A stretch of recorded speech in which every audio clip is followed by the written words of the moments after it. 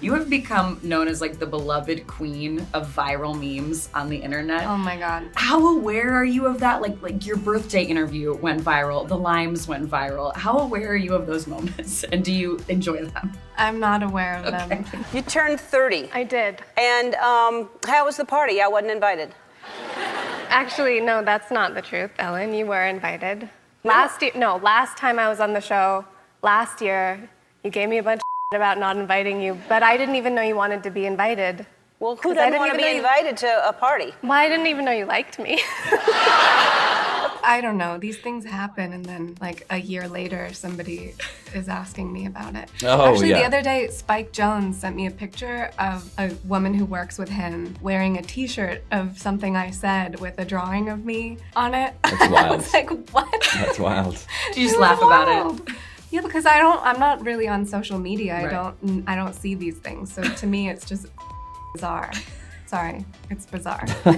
Dakota, you know I have to ask you about Madame Web. So many congratulations. Thank you. What can you tell us about this project, if anything? Because of course it's very shrouded in mystery, but how excited are you and what do you think the film will bring? I can tell you pretty much nothing that isn't already on the internet. I'm so excited. It's pretty cool to be in the Marvel world, especially with a character that's not so known. Mm-hmm. There's a lot of space for us to make her very cool, and I'm really excited. Was it a dream of yours to play a superhero at some point? It's always been a dream of mine to do some kind of like massive action movie. Like I always wanted to do like a female Indiana Jones or like a... I remember you telling me that. Yeah, I really have always, like, I saw the new Top Gun and it's so good. So good. Oh my God. Amazing. It's so good. There's something about those movies that you're just like, wow, a real human being can do that? Yeah. Well, and the cast is shaping up. Sydney Sweeney is joining. How are you feeling about that incredible cast? And like, have you seen any scripts yet? Could you tell us that?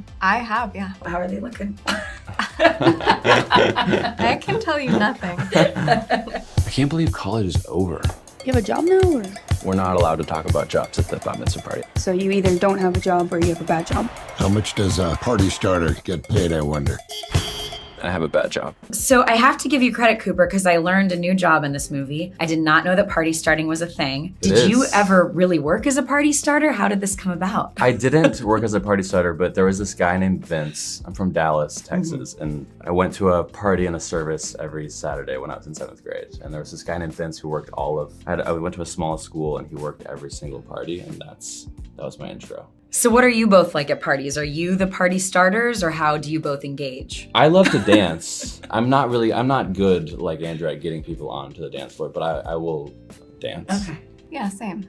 Okay, you're the party starter. No, I'm not a party starter, but I like to dance. Cooper, you have two, I don't know what to call them other than maybe comedic geniuses playing your parental figures in this movie, Brad Garrett and the Leslie Mann. What was it like to work with them, and was that kind of a dream come true moment? Honestly, everyone was a comedic genius. Yeah. Like, Dakota, Vanessa, I love Evan to death. I wouldn't say he's a comedic genius, but everyone was very, very funny on set. And we all had very shared senses of humor and sensibilities. And yeah, it was like really fun to let like Dakota and Leslie and Brad say what they wanted to say. And A lot of improv, like was it hard to? a lot of like rewriting the lines right before, like Dakota would say like, so this needs to change. Oh, really? And so we would change. I would be like, go for it. Let's do it. I love that. What did you want to add when you were changing those lines? This process was different because we worked on everything We were together. always script buddies.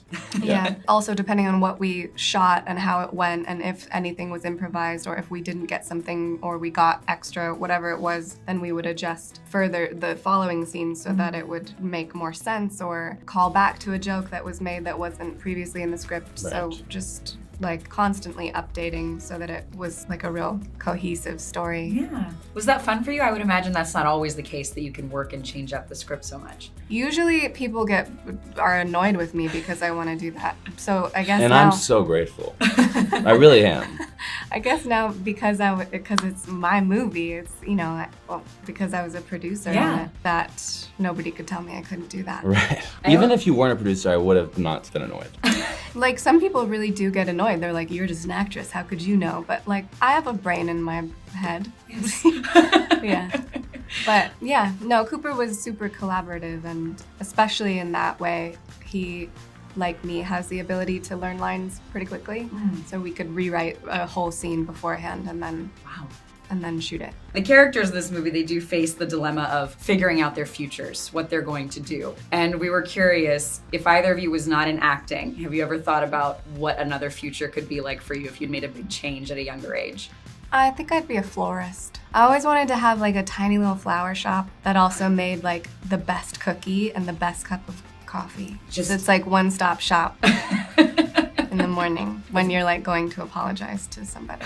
I love that story. Apology flower. That's what people need. Then you can wake up the for the apology, conversation. The apology shop. That's what it would be called. That's really, really or good. I'm sorry's. The apology shop sounds. So you go and you get like really gorgeous flowers, really chic, gorgeous flowers, and then a cup of coffee and a cookie. That's for yourself. Really good. Yeah. For yourself, even though you're apologizing. But you're bringing a coffee and Right. a cookie to somebody else too. Right. This is Like, amazing. that's really all I want. It's a pretty much franchise. every day is beautiful flowers and a coffee and a cookie.